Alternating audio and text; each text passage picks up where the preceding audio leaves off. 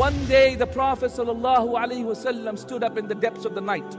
It is authentically reported in Al-Bukhari that he raised his hands up to the heavens and he said, "Oh Allah, my ummah, my ummah. Ya Allah, my ummah, my ummah. Ya Allah, my ummah, my ummah." He couldn't say more than that. He couldn't finish his sentences because he was so emotional. Until the night passed and the last third of the night came, until Fajr time came. And at that point, Jibreel alayhi salatu wasalam came down and said, Ya Muhammad sallallahu alayhi wasallam, Allah has sent me and said, Ya Muhammad, your Lord will not disappoint you regarding your ummah. Your Lord will not disappoint you regarding your ummah. The question is, brothers and sisters in Islam, are we going to disappoint our Prophet sallallahu alaihi wasallam? Are we going to disappoint our Prophet sallallahu alaihi wasallam? Allah has promised our Prophet He will not disappoint him regarding our ummah. The question is us. Are we going to otherwise not fulfill the promise of Allah and be a disappointment for our Prophet ﷺ? For those people who are looking at the situation of the Muslimin around us and say there is no hope for this ummah is destroyed, there is no hope for it. Those who look at the situation of Islam and Muslims and the countries of Islam and Muslims being eaten up by other people, but Allah, I will tell you, every single person that has made an effect in this dunya was not a really great man before they became great. They were not particularly talented, not particularly educated, not particularly eloquent. They didn't need the permission of everybody. They didn't have the help of everyone as well. But Allah, they had one thing and one thing only, and that was a deep burning desire to achieve something. Be you of those people who fulfill His vision. Be you of those people who fulfill your love for Allah Azza wa Jal by pursuing the vision of Rasulullah sallallahu alaihi wasallam on this earth. Everyone will say, I love Allah or I want to love Allah. However, certain things prevent them from proving their love for Allah Azza wa Jal. The first thing that prevents them is this negativity. I can't be that great. I can't prove my love to Allah. I've done too much sins. I'm not someone special. I don't have Islamic knowledge. I only know so little. I'm not from a great family. I'm not a great speaker. How can I truly do so many things? How can I prove my actions? How can I increase my actions in order to prove my love to Allah Azza wa Jal? I'm no one special. But by Allah, you are special. You are special. The Prophet sallallahu alaihi wasallam said, when a slave stands in his salah and he says, Alhamdulillahi Rabbil Alameen, Allah answers the slave back and says, my slave has praised me. So every time you speak to Allah, Allah speaks to you back. You are not a person in 6 billion. You are the person in 6 billion at that moment. Because Allah Rabbul Izzati wal Jalal, despite looking after the affairs of creation, has time for you. Oh my brothers and my sisters in Islam, Allah subhanahu wa ta'ala pays attention to you. So my beloved brothers and sisters in Islam, do not be of those people who are negative about your love for Allah Azza wa Jal. Be of those people who are positive about it. Every single time you feel negative, every single time you feel you can't prove your love to Allah Azza wa Jal, every single time you think of doing something to show Allah Azza wa Jal, Ya Rabb, you are more important to me than the whole of this dunya, Ya Allah. Every single time you feel like this, remember, by Allah, the Prophet ﷺ was a very positive person. Be very positive about yourself. Be very positive that you can make a change. Be very positive that you will have an effect in changing the ummah. My brothers and my sisters in Islam, how much does Allah Azza wa Jal love us is shown by the fact that even when we disobey Him, He still feeds us, He still clothes us, He still lets us breathe by Allah. He still provides for us and nourishes us and sustains us. Even whilst we're disobeying Him by Allah, even when we're committing that sin, Allah is still letting us breathe. Allah is still letting us eat our food. Ya salam. How great and how noble and how merciful is Allah subhanahu wa ta'ala. Indeed, it is because of this that one of His most beautiful names, Allah Azza wa Jalla, has revealed to us, told us about from the 99 names that we should memorize to go to Jannah. One of the names is Al-Wadud. Do you know what Al-Wadud means? He is the loving God. Al-Wadud, the one who loves, the one who has mercy with His creation, the one who loves to love His creation, the one who loves His creation so much so that the love that He has sent on this earth is only one part of 99 parts that He has prepared for the believers in the Day of Judgment. So my brothers and my sisters in Islam, what have you done to prove to Allah subhanahu wa ta'ala that you love Him? What is it that you have done to prove to Allah subhanahu wa ta'ala that you love Him? What actions can you identify with that you have done to prove to Allah subhanahu wa ta'ala when He asks you on the Day of Judgment, Ya Abdi, Ya Abdi, O my slave, how have you proven that you love me so that I may love you back on this day? My slave, what have you done to prove that you love me? My brothers and my sisters in Islam, by Allah, there is not a single person, the one who is speaking and the one being spoken to, except that he will find a level of hypocrisy in his heart in this question by Allah. Indeed, the Prophet ﷺ said in the authentic hadith, Man ahabba liqa Allah, ahabba Allahu liqa'ah, wa man kariha liqa Allah, kariha Allahu liqa'ah. Whoever loves to meet Allah, Allah loves to meet him. And whoever hates to meet Allah, Allah hates to meet him. Ask yourself, are you from those people?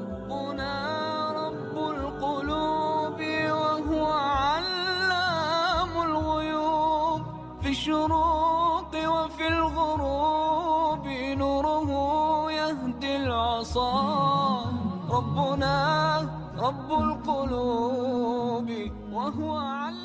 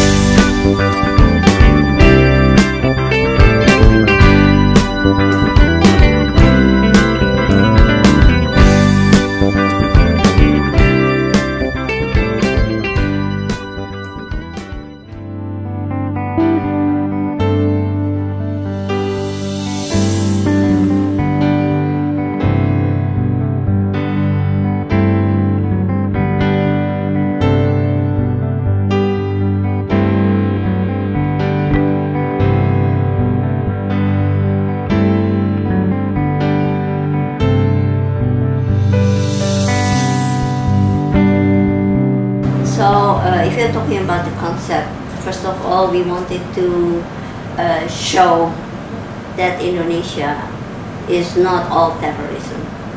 So we took the theme Shakti. Actually, Sakti, it comes from the Hindu Shakti, and we took the feminine energy.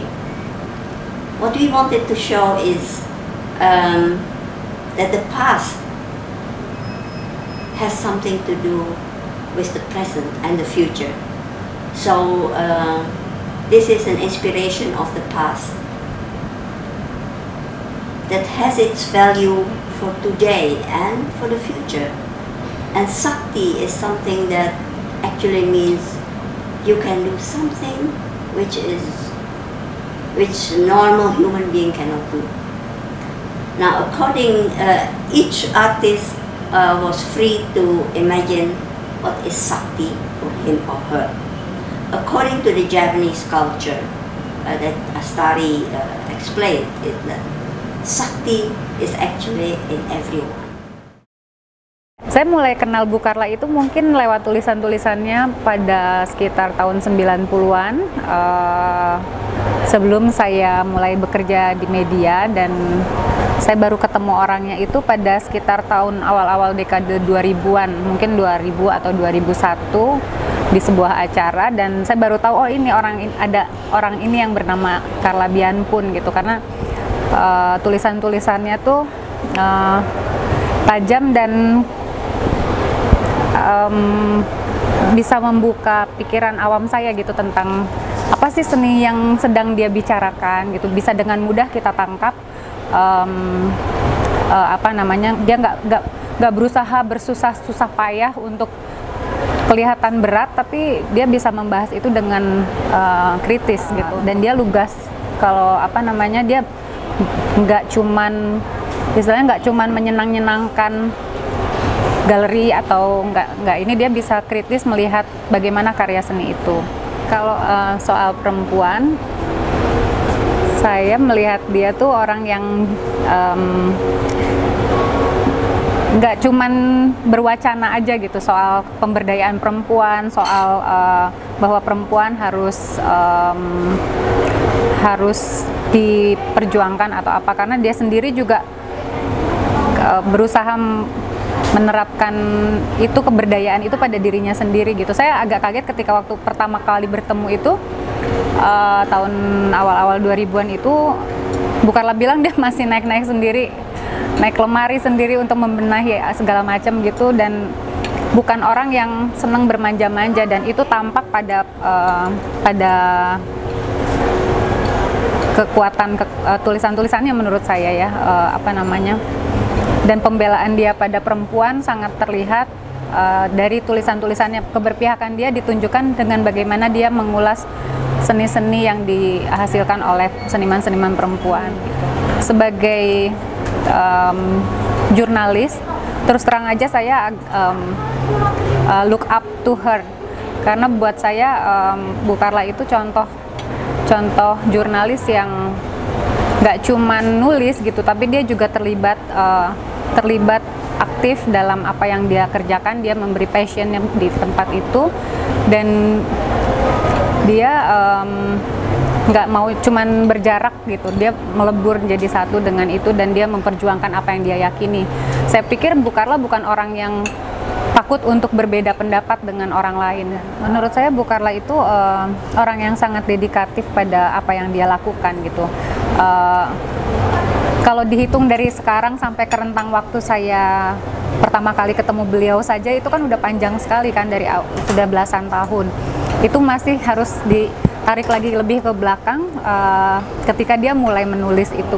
Artinya konsistensi dia untuk berkutat dan tekun mengikuti perkembangan seni rupa Indonesia itu sesuatu yang layak diapresiasi dan layak dihargai, karena nggak banyak orang yang mau memberikan sekian besar waktu dan dedikasinya dia pada satu hal saja gitu, apalagi yang sesuatu yang mungkin kadang-kadang juga membuat dia kesal, membuat dia kesulitan,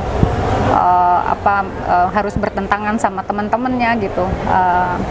Tapi keteguhan dia untuk tetap berada di situ, terus mengamati dan mengikuti perkembangan seni rupa Indonesia itu menurut saya sesuatu yang mengagumkan sih. Warisan yang sangat berharga yang bisa diberikan oleh seorang senior pada juniornya seperti Bu Carla pada saya dan wartawan-wartawan budaya lain.